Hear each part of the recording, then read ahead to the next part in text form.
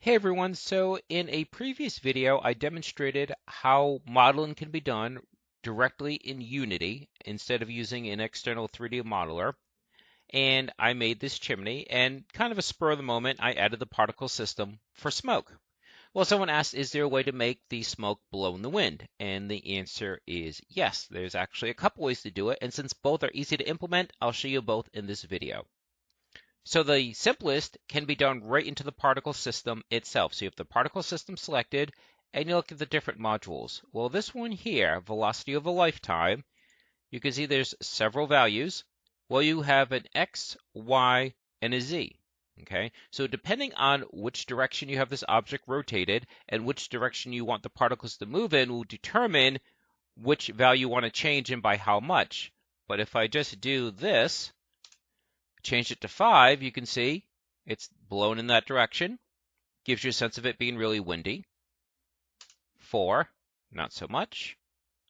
3, not so much. 2, there you go, much gentler.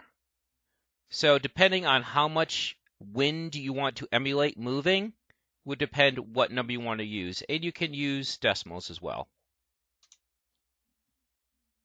And it's that easy.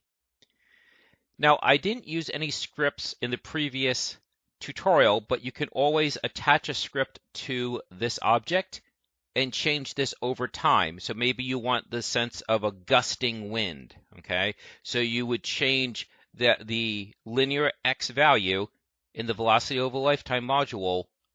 Won't get into that here because, again, this is really meant to be introductory and basic. But I also already have, now that I think about it, I do have at least one tutorial where I'm changing the various modules in a particle system using a C# script. I believe specifically it's a fire that I wanted the fire to get bigger and grow vertically as well and spread out. So that is available on this channel already. Okay, so that's way number 1. Now let's change that back to 0. And the other way is to use an actual wind system. Now, to do that, we have to go to Game Object, Wind Zone, and you can see it's showing which direction it's blowing in. Now, we have to go back to the particle system, okay, and we have to enable external forces. So, external forces right here. And as soon as I selected it, you could see this moved. So if we rotate around, you can see that the wind zone is indeed blowing it. But we don't want it blowing in that, well, we could have it blow in that direction and call it a day.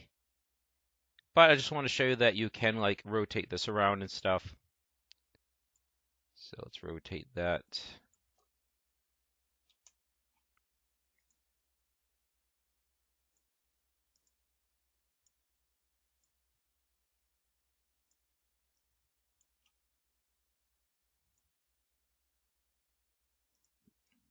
And you can see it's now blowing in that direction again. Okay, so short and sweet, but I think that should about do it.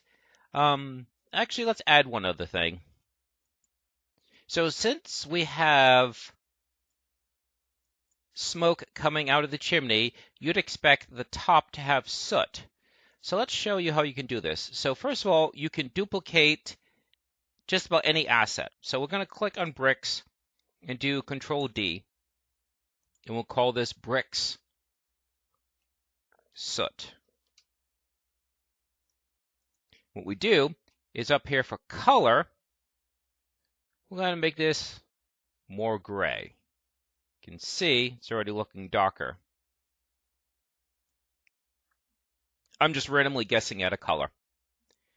What you can then do is we'll go back to Tools, Pro Builder Window. With the Facings tool, what you can do is you can change the texture that's on just the top facings here. Now to do that, we have to go back to the material editor, and we do need to add this material.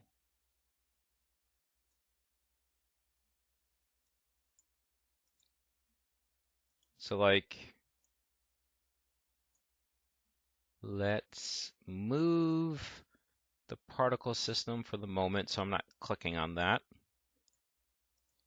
And so you can see that you can grab the facings. So what we do is we'll just select all these. And by the way, I'm holding Shift. Sorry, I should have said that, but I mentioned that in the previous one. So again, you want the facings tool. And as you click, you're holding Shift. And now we apply the brick soot. And you can already see it's darker. Let's close that. Close that. Put this back.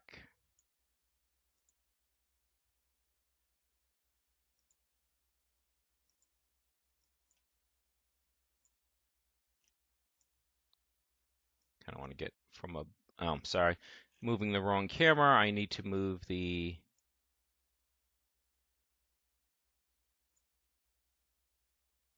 player camera. Let's rotate it pointing down a bit.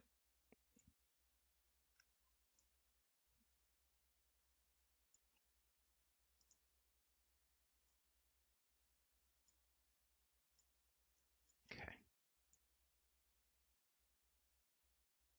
So it may not look very distinctive, but it is darker. And let's just make it a little bit darker to make it really obvious. Let's make that. And as soon as I change the color, you could see where it was applied to changed as well. There we go. Now, if you want to get really fancy, as I demonstrated, you could split surfaces. You can split facings into more facings. Well, maybe you could split the inner facing and apply the texture, the dark texture, to just the inner side here. So anyways, I think that should about do it. If you have any more questions or requests, just let me know. So like I said, kind of a quick video, and it was really just a viewer's request, and I hope this was helpful.